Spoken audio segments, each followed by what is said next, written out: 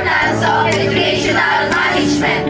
Number 1, rules and responsibilities of educational manager. Magandang araw, Mr. Cruz. Magandang araw rin po, Ma'am Miss Lang. Napansin ko na bumaba ang mga grado ng bata ngayong semester sa iyong subject. Tama po kayo, Ma'am Miss Lang. Siguro po ay maganda siguro kung tayo ay magkakaroon ng peer tutoring program sa mga bata. At siguro ay magkaroon rin tayo ng mga review sessions bago ang kanilang mga pagsusulit. Maganda ang iyong naisip. Maaari akong maglaan ng pondo para sa mga karagdagang kagamitan para sa naisip mong plano. At isama rin natin ang guidance counselors and sa guidance office na pagplanuhan ang mga bagay na yan. Okay Sa po, ngayon, planuhin mo muna ng mabuti at pag-usapan ulit natin kasama mga guidance counselors. Yes, ma'am. Okay, ma'am.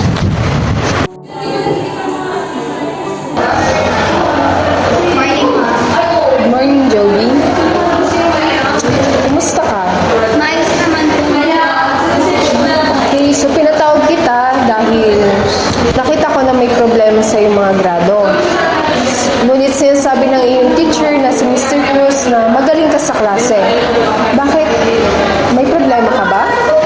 Ma'am, nahihirapan po kasi ako mag-aral dahil pagka-uwi ko po galing school ay tumutulong po ako sa mga gawaing bahay at inaalagaan ko po yung mga kapatid ko. Okay, so meron kami pinaplanong review center. Maaari kitang i-apply doon para makapag-review ka at makagamit ng mga resources sa library. Magandang umaga po, ma'am. Magandang umaga, Mr. and Mrs. Ramos. Ngayon ay nais ko lamang kayong i-update patungkol sa grado ng inyong anak dahil ngayong semester ay bumaba ang kanyang marka. Ngunit sinasabi ng kanyang guro na siya ay napakagaling. Nakausap ko si Joby, siya ay kulang lamang sa oras sa pag-aaral. Maraming salamat po sa pagtulawa sa amin, anak. Masaan niyo po na tututukan namin ang anak para mapagbuti kayo ng pag-aaral. Maraming salamat din sa inyong oras. Pagpunta. Number 2, study of educational planning of macro levels and micro levels. Good morning, everyone. So, I am the Department Secretary or Department of Education Secretary at part ko ng macro level. And ang gusto ko lang is ma-implement or sundin yung ating DepEd vision mission. Kasama na rin dito yung mga makabago or bagong approaches and strategies. Makakatulong ito para maintindihan ng mga bata. Maintindihan ka? How about the division officer? School division officer. Do you understand? Okay. So, pwede na i-implement yung mga approaches and strategies sa mga respective schools.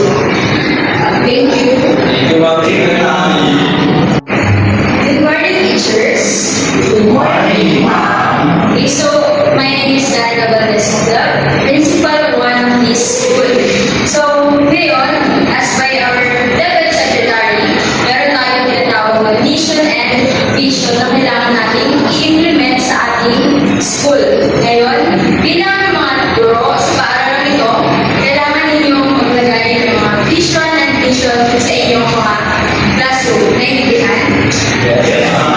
Okay, meron din tayong mga bagong strategies kung paano magkakaroon ng effective na pagtuturo sa mga bata. So, i-discuss natin ito sa mga susunod nating pagkita. Naiintindihan ba? Yes, ma'am. Okay, so maaari nang implement or maaari nang lagyan ng vision and vision. Isama nyo na rin ang core values sa inyong mga rules. Okay? Macro level integration involves educational planning about goals, principles, approaches, and procedure. Micro-level in education are those principles who need to understand the rules from the macro level, and they always make sure about their facilities. It is important to study educational management para malaman ang trabaho ng mga anak sa taas at bawat sektor ng edukasyon. 3. We decision making, and problem solving. Anong order nyo? Pwede mo pakibilisan ng pag-order kasi marami pa akong gagawin sa loob. Isang order mong pansit at kanin mo. Grabe naman mga customer yun. Nakukuha pa nilang kumain dito. Ang dumi-dumi nila para silang pulubi. Magandang araw po. Pasensya na po sa inasal kayo. Kailangan pa po ba Hoy Monica, anong ginagawa mo? Bakit ka nangato ng customer? Natiran ko lang naman sila ng tubig dahil nakita ko na pagod na pagod sila. Opo, tama naman po yung sinasabi niyo. Hay nako, lagi mo nilang pinapainit ang ulo ko. Masyado kang pabida ngayong araw. Eto, pwede mo magsama kayong dalawa. Asan si Ira? Pwede bang pagkakawin siya? Hindi mo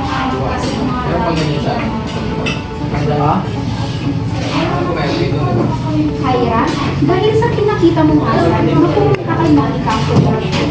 Sorry po, patawarin niyo po ako mga. Ang pagiging magaling ay mahalaga, pero mas mahalaga ang pagpapakita ng malasakit at respeto sa mga customer. Iyan ang nagpapanalo ng negosyo. Number 4. Planning of co-curricular activities, academics, and preparation of timetable. Pagtitipon ang mga guro at punong guro sa paralan upang pag-usapan ang plano para sa darating na semester. Nag-usap-usap ang mga guro patungkol sa aktibidad na nais nilang isagawa sa maaring makatulong sa mga estudyante. Usapan din nila kung paano gagawin ang schedule nang sa ganon ay hindi magkasalungat ang mga aktibidad. Pinag-uunahan ni Gurong Cruz ang paghahanda ng schedule at sinigurado niya rin na hindi magkakagulo sa mga aktibidad. At nagtagumpay sina Christy at Shyla. Number 5. Maintenance of school records, evaluating student achievement. Isa akong estudyante sa isang kolehiyo. Ngayon ay magaganap ang aming research defense. Sa pagpasok, bawat hakbang ay tinig ko ang malakas na tibok ng aking puso. Nakatayo sa harapan ng mga panel, pawis ang mga kamay at mabilis ang tibok ng puso. Ang aking research defense ay may patungkol sa epekto ng stress sa pag-aaral ng grade 10 sa aming paaralan. Makakatulong ito upang mapabuti ang pag-aaral, kalusugan at malaman ng mga magulang ang pagtupad ang epekto ng stress sa pag-aaral, lalong-lalo na sa grade 10 student. Nagsimula na ako sa aking presentasyon, ipiniliwanag ang mga resulta at ang significance ng aking research. Maayos ko itong naipaliwanag, ngunit nang simula ang question and answer portion, nagsimula naging mahirap ang mga bagay. Ngunit sa kabila ng aking gaba, ipinakita ko ang malalim na kaalaman sa aking research defense. Sinagot ko ang mga tanong na may kumpiyansa at ipiniliwanag ang aking mga desisyon sa methodology. Pagamat may mga limitasyon ito, handa naman ako sa mga sitwasyon para sa pagpabuti ng aking research defense. Nakita ko sa kanilang reaksyon na siyahan dahil ang aking mga sagot ay may kabuluhan. Lumabas ako sa pinto na may kaba at saya. Ang kahalagahan ng paghahanda sa research defense, ang pagiging bukas sa pagkatuto at pagpapabuti, at ang pagpapakita ng integridad, ang pagiging responsable sa research. Number 6. Financial and budgeting. Binibilang ni Clarissa ang kanyang pera dahil kailangan nitong pagkasyahin ng budget nila ngayong buwan, lalo na at malapit na ang bayaran ng tuition ni Mika. Nag-aaral si Mika kasama ng kanyang ina at sinabi nitong kailangan niya ng pera para sa school project nito. Nay, kailangan pala ng pera para sa susunod na araw. Ganun ba, anak? Sige, gagawan ko ng paraan.